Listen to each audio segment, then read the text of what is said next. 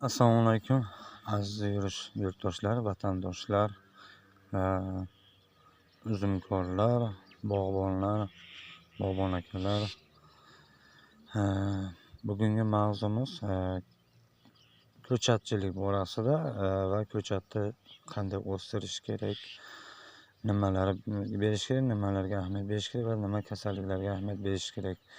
Ertangi kunga ko'chatni yaxshi hosil olish uchun va tepaga chiqarib, besh qo'lli qilib yoyish uchun.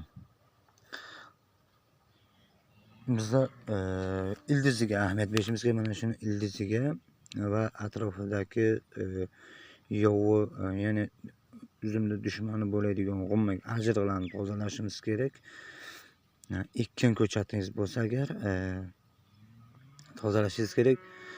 Hozir yomg'irgarchilik ko'p bo'lmayapti. Oq tuproqli joylarda ko'chatlar obязательно suv bilan ta'minlanib turishi kerak. Suv berib turilishi kerak. Va yana ikkinchi o'rinki qo'ng'izsimon qurt bor. Sariq bo'ladi. Oldida oyoqchalari bo'ladi. Qurtga o'xshab nima bo'ladi? Qurt bo'ladi. Shu tomirda yemirib boshlaydi. Uzum novdasi o'sish suslashadi. Shunga ahamiyat beringlar. Nobud qiladi. Juda xavfli qurt. Katta daraxtlarni ham yemira boshlaydi va buni ildiziga kasalligiga qarshi preparati bor. Yerni bellagan vaqtingizda tomiriga o'zi maxsus tomirini sog'lom qiladigan va zarar qilmaydigan preparati bor. O'shani olishlaringiz mumkin.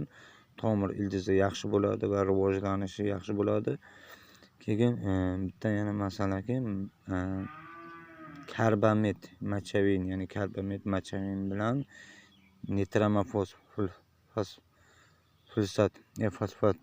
fosfat o'shandan olib daraxtni novdasidan uzoq atrofida berishlaringiz kerak. 3-bosqich.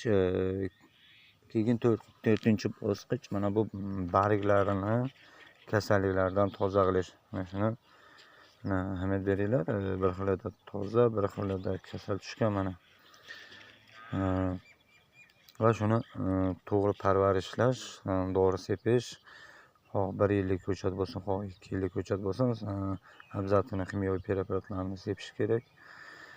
Va mana bu yerdagi kurtaklarini har bittasini tozalash kerak.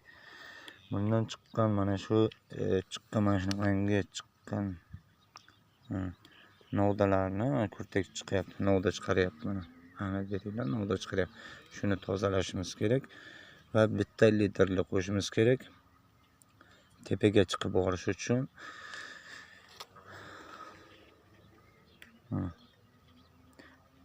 Keyin yana bitta narsaki, aziz yurtdoshlar, katta daraxt olib ekmanglar noto'g'ri va uni tanasi qotgan, tomiri yo'g'on, harakati sust, yangi ildiz chiqara olmaydi. Chiqarish ham yashil novdasi o'sishi sust bo'ladi. Qishga bormasdan novdalari pishmay qoladi. Shunga ahamiyat beringlar. Ko'chatni 1 yilligi bilan 2 yilligi ekish tavsiya etiladi. Keyin naviga ahamiyat beringlar. Navini so'ranglar, qanaqa nav va qanaqa sortidan aniq va lo'nda bo'lish shart va ekishda ahamiyat beringlar. Bozordagi ko'chatlar, uzum ko'chatlar birontasi navi aniq emas va tomiri kasallangan, tomirini sog'lom qilmagan va xalqqa yetkazib berish talabga javob bermaydi.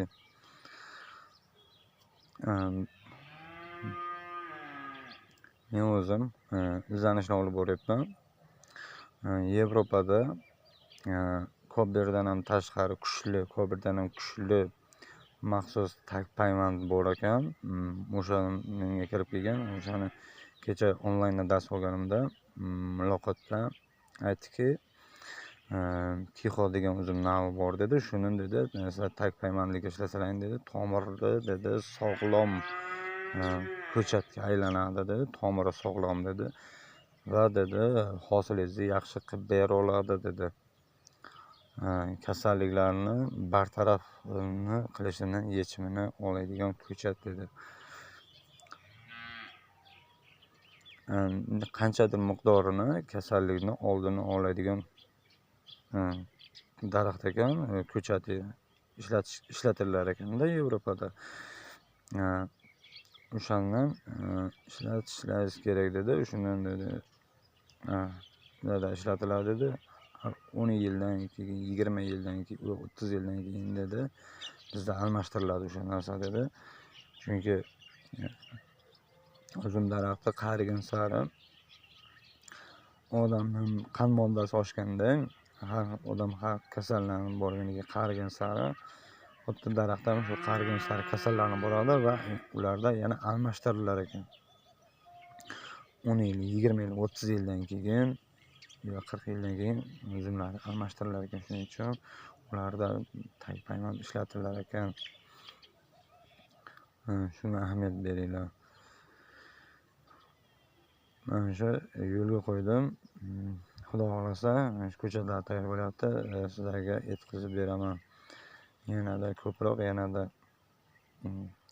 oson va daromad olish uchun va yechimlarni topish uchun men harakat qilyapman, izlanish olib boryapman. Xudo xolasa bizlar ham eksportga chiqamiz va bozorlarimizni yaxshi uzum bilan ta'minlaymiz. Qimmat narxda va sifatli qilib chiqaramiz. Qimmat narxda qilib chiqaramiz. Sifatli va qimmat sota olamiz. Salomat bo'linglar. Tashakkur.